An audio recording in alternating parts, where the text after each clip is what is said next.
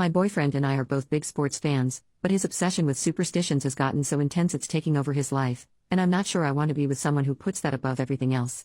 I, 24 female, have been dating my boyfriend, 24 male, for 17 months, and we have lived together for 5 months.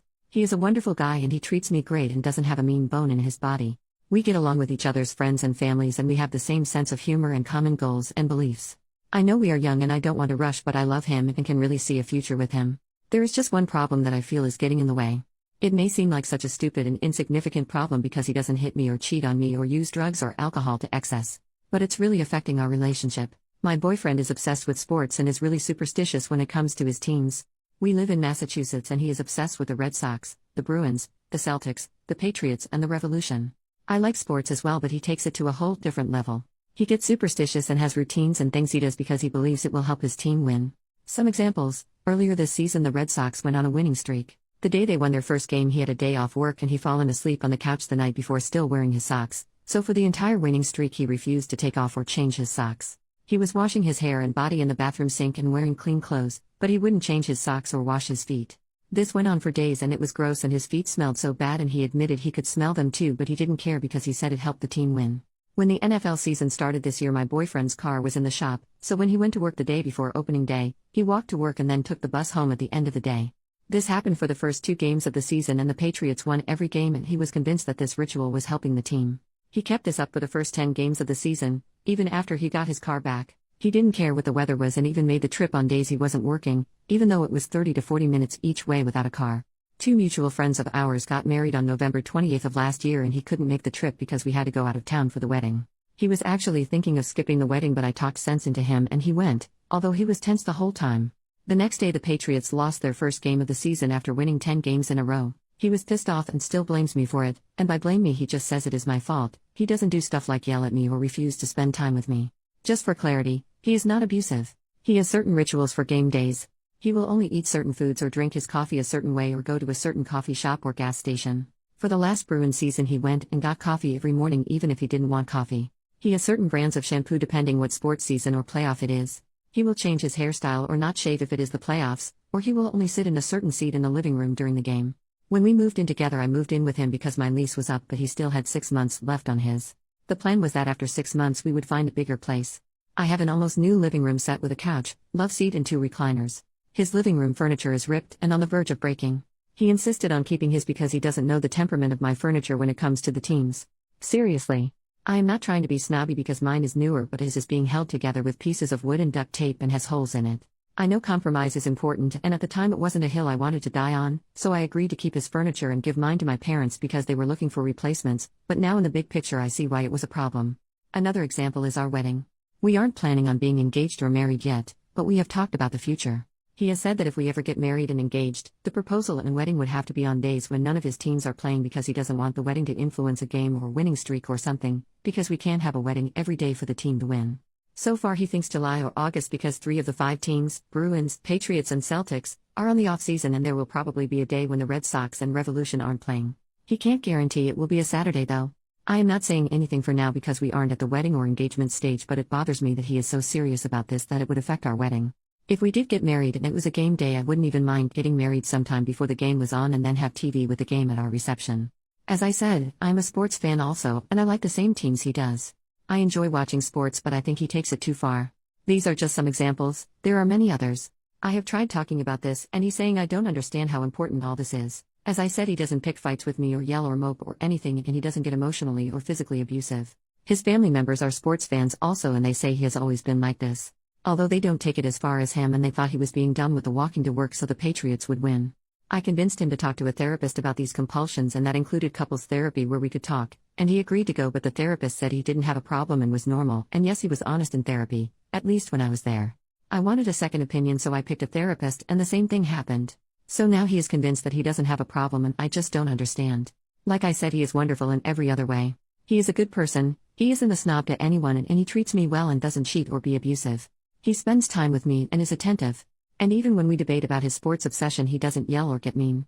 I love him very much and I can see a future for us. I enjoy watching games with him. But his obsession and superstition with sports is giving me second thoughts because while I like sports my life doesn't revolve around them. Since 2 therapists have said he is normal and not mentally ill or anything, he is convinced this is fine.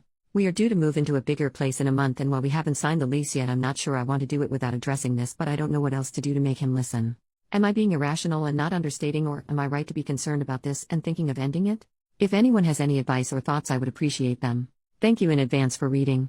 Update 1 year later. Firstly, I would like to thank everyone who posted supportive and kind comments. I'm sorry I didn't answer them all. I had posted with a throwaway and some stuff had happened and I had forgotten I posted for a while. Now things have kind of evened out and I wanted to give an update for everyone who was supportive. He is now my ex-boyfriend. I read all the posts in a few days after I decided to talk to him again. It didn't go well at first, and that should have been a sign. There was a Red Sox game on when we were both home from work and they lost, and he was upset with me for talking to him and not letting him focus on the game, and interrupting the things he had to do. He was convinced they lost because of that and we had a huge fight. I should have ended it there. But I didn't. The next day we were both off work and he got me roses and cooked me lunch and there was candlelight and music and he asked me to dance with him there in the living room. He apologized and promised he would do better. He acknowledged it wasn't fair to me and said he wanted to get help and see another therapist. He talked about the future and us having a life. I stupidly listened. He did make an appointment with a therapist. He talked with me about his feelings and how I was feeling. He said he agreed that we would get new furniture for our new place. I tried to give him some space regarding his habits because he was committed to seeing the therapist and changing, and I didn't want to push him and him end up saying forget it. He was much more attentive though. I thought he changed or was at least really trying, but I was wrong. A week or so after we had fought and made up and he made the therapist appointment, something else happened that turned my life upside down. I had a mole on one of my arms, but I never thought anything of it. I had a new coworker and she pulled me aside one day and said she didn't want to scare me or be weird, but she is a 2-time skin cancer survivor and the mole did not look good. She stressed that I needed to see a doctor. I wasn't going to and she was noncommittal and she begged me to go. It turns out she was right and she saved my life. I made the appointment thinking the doctor would look in it and it would be no big deal. I had that mole for a while and never paid much attention to it. It was melanoma. I had to have surgery to remove the mole as well as to check the lymph nodes to see if it spread. The surgery was scheduled for a day my idiot ex-boyfriend had tickets to a Bruins preseason game. He asked me to postpone the surgery because he couldn't skip the game as it would affect the team. He was actually being serious. He went so far as to call my doctor and tell him I wanted to postpone the surgery and he was calling on my behalf. He said if I went through with the surgery he couldn't be there for me and I needed to understand because the team needs him.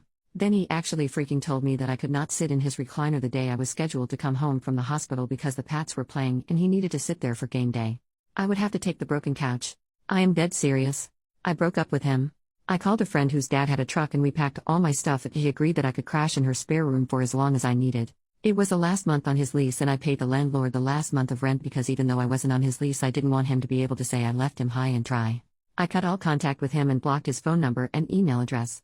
It was on the 18-month anniversary of the day we met and had our first date and the 6-month anniversary of the day we moved in together. I thank God, the universe, and whoever that I didn't sign the lease for the new place we had planned to move into together with him or combine my money with him. I had the surgery. I got so lucky. It was stage 2 and had not hit the lymph nodes yet. I had to stay in the hospital for a couple of days, but the wound was looking okay and not infected, so I was discharged to go home. The waiting was agony, and the worst thing, I also was not in the best emotional state because of what had happened with my ex. I cried when I found out it wasn't in my lymph nodes yet.